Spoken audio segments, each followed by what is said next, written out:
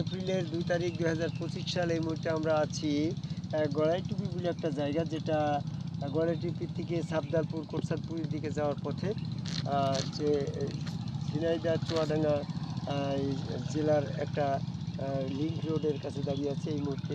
এখানে প্রসিদ্ধ বাংলাদেশের প্রসিদ্ধ খেজুরের গুড় পাওয়া যায়, খেজুরের বাগান আছে, রাস্তার দুই ধারেই খেজুরের গাছ দেখতে পাচ্ছি।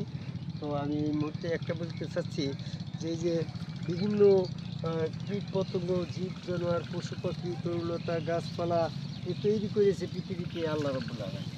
তো প্রত্যেকটা জিনিসেরই আল্লাহ সৃষ্টি করার মূলে কিছু অর্থ আছে, কোনো কিছুই নিরর্থক সৃষ্টি করে নাই।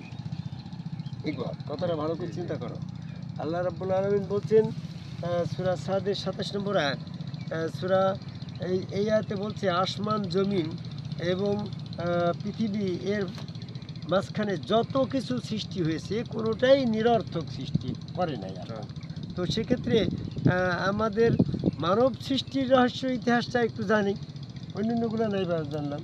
তো মানব সৃষ্টির রহস্য ইতিহাসের ভিতরে আল্লাহ রাব্বুল আলামিন এটা বলছে যে পৃথিবীর সমস্ত কিছু সৃষ্টি করে সৃষ্টির ফাইল ক্লোজ করে আল্লাহ রাব্বুল আলামিন ফেরেশতা মণ্ডলীকে ডেকে বলল যে আমি জমিনে আমার প্রতিনিধি নির্ধারণ করিব। সূরা বাকারার 30 নম্বর আয়াত। আল্লাহ রাব্বুল আলামিন তার প্রতিনিধি নির্ধারণ করার জন্য এই মানুষ তৈরি করলো।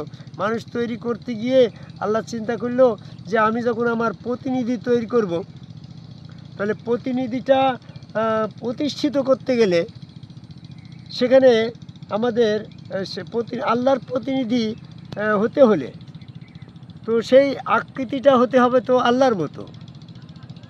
কারণ আল্লাহর প্রতিনিধি হতে হবে, তো আল্লাহর আকৃতির মতো না হলে তো আল্লাহর প্রতিনিধিত্ব হিসাবে দায়িত্ব পালন করতে পারবে না। যেমন ঘোড়ার প্রতিনিধি একটা ঘোড়া হতে পারে, একটা গরু বা একটা ছাগল কি ঘোড়ার প্রতিনিধি হতে পারবে না? তো এটা আল্লাহর প্রতিনিধি হতে হলে আকৃতিগতভাবে অবশ্যই আল্লাহর আকৃতি মতোই হতে হবে, তারা হলে তো আল্লাহর প্রতিনিধি হতে পারছে না। এই জন্য আল্লাহ মানুষ তৈরি করার সময় আল্লাহর প্রতিনিধি তৈরি করবে মানুষকে। এই জন্য আল্লাহ মানুষকে আল্লাহর নিজ আকৃতিতে তৈরি করার সিদ্ধান্ত নিল। নিজ আকৃতিতে তৈরি করতে গেলে তখন আল্লাহ পৃথিবীতে সমস্ত কিছু তৈরি করেছে, তৈরি করার সময় বলেছে হও, আর হয়ে গেছে। সূরা মরিয়মের 35 নম্বর আয়াত।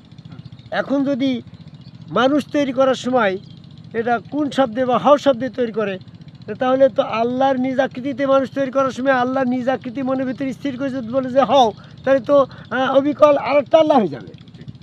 কারণ তাহলে কি হইলো, আল্লাহ মানুষ তৈরি করার সময় আর কোন শব্দে তৈরি করলো না, সমস্ত কিছুই আল্লাহ আসমান জমিনে যা কিছু তৈরি করছে মন স্থির করছে সেই বিষয় শুধু হও আর হয়ে গেছে। সূরা মরিয়মের 35 নম্বর আয়াত।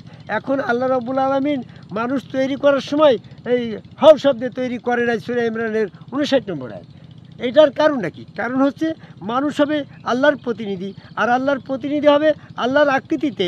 আর আল্লাহর আকৃতিতে তৈরি করতে গিয়ে যদি আল্লাহ নিজ আকৃতি মনের ভিতরে স্থির করে যদি বলে যে হও, তাহলে তো আকৃতিগতভাবে আল্লাহ এবং আদম সেম হয়ে যাবে, তখন ফেরেশতারা বিভ্রান্তিতে পড়ে যাবে।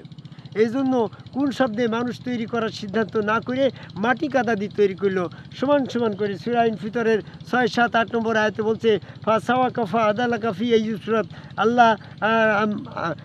আল্লাহর নিজ আকৃতির সমান করে সামঞ্জস্য করে আল্লাহর আকৃতি যেমন তেমনভাবে মানুষ তৈরি করেছে, এই জন্য এটা মাটি কাদা দিয়ে তৈরি করছে। এখন আমার প্রশ্ন হচ্ছে, আল্লাহ প্রতিনিধি তৈরি করার সময় নিজ আকৃতিতে কেন করবে? নিজ আকৃতিতে করার কারণ হচ্ছে আল্লাহ পাকের প্রতিনিধি প্রতিষ্ঠিত করতে গেলে সেখানে সেজদা দেওয়ার প্রয়োজন। আর সেজদা দিতে গিয়ে যদি আল্লাহর আকৃতির বাইরে কোনো আকৃতিকে সেজদা করা হয়, তাহলে সেটা তো শিরক হয়ে যাবে। এই জন্য আল্লাহ প্রতিনিধি প্রতিষ্ঠিত করার জন্য সেখানে আল্লাহর প্রতিনিধি প্রমাণ করতে গেলে আল্লাহর একটা সিল মারা দরকার, আর আল্লাহর সিল তো একমাত্র সেজদা।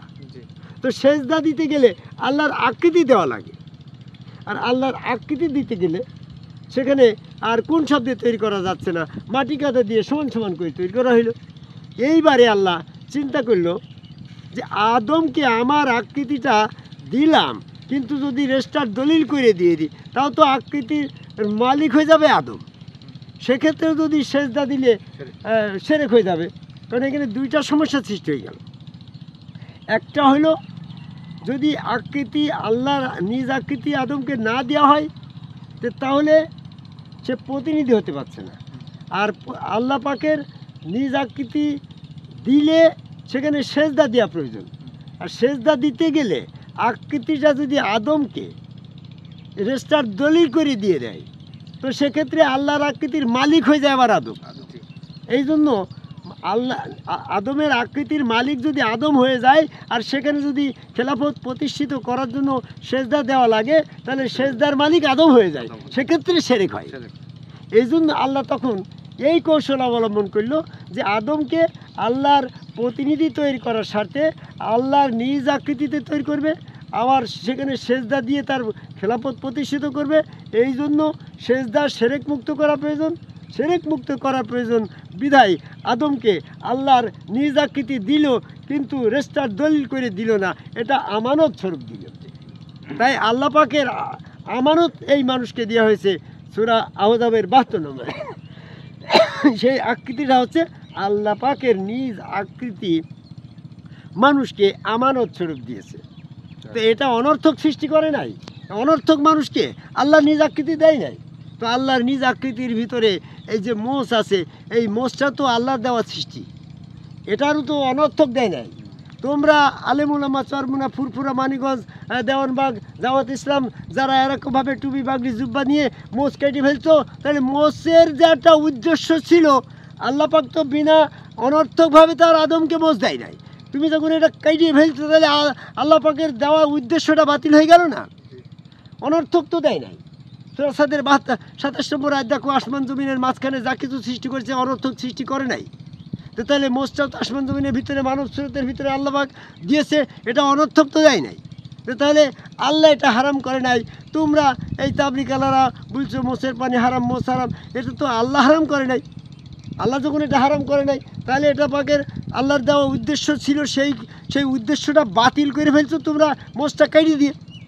যারা বলছো হারাম, আমি কোরআন গবেষণা করে দেখলাম কোরআনে কোনো আয়াতে মোষ রাখা হারাম বা মোষের পানি হারাম বলে নাই। কারণ আল্লাহ যদি মোষ রাখা হারাম বলে আর এটা যদি কখনো কাটার আদেশ দেয় তাহলে শয়তান বলবে তোমার তাহলে প্রথমে দেওয়াটা ভুল ছিল। আল্লাহ পাক তাহলে সরি বলবে, আল্লাহ তো সরি বলবে না, আল্লাহ তো ভুল করে না। এই জন্য সূরা সাদের 27 নম্বর আয়াতে যেটা বলা হয়েছে, আল্লাহ কোনো কিছুই নিরর্থক সৃষ্টি করে নাই। আল্লাহ পাক চুল দিয়েছে, দাড়ি দিয়েছে, আদমের এই মোষটাও দিয়েছে, এটা নিরর্থক দেয় নাই। তোমরা যারা এই বর্তমান তাবলিকালা হাজী সাহেব দিয়ে এই এজিতের অনুসারীরা হুসাইন বিরোধী, তাই হুসাইনের মোষ ছিল, তোমরা হিংসে করে হুসাইনের সাথে বিরোধ করে মুহাম্মদী ইসলামের সাথে বিরোধ করে আদম কাবাই সেজদাকারী এই সম্মুখগুরু রসুল বা এই আদম সেজদাকারী এই ইসলামের সাথে মুসলমানের সাথে বিরোধ করে তোমরা মোষ কেটে ফেলছো। আজকে যারা যারা মোষ রেখে দিচ্ছে এটা হুসাইনি ইসলাম, এটা আল্লাহ পাকের আয়াত সূরা সাদের 27 নম্বর আয়াত, সূরা মুমিনুলের 115 নম্বর আয়াত। এই নিরর্থক সৃষ্টি করে নাই আল্লাহ, এই সমস্ত মোষ অনর্থকভাবে দেয় নাই। আর তোমরা কেটে ফেলে আল্লাহ পাকের এই নিদর্শনগুলোকে অনর্থক প্রমাণ করছো, তার নিদর্শনের উদ্দেশ্য ব্যর্থ করছো। আল্লাহ পাকের উদ্দেশ্য, আল্লাহ পাকের আয়াতের উদ্দেশ্য ব্যর্থ করে কঠিন শাস্তি জাহান্নামের ভয়ে জাহান্নামেরকে সতর্ক করে বলছি, এখনও যারা মোষ কেটে ফেলেন মোষ কেটেন না।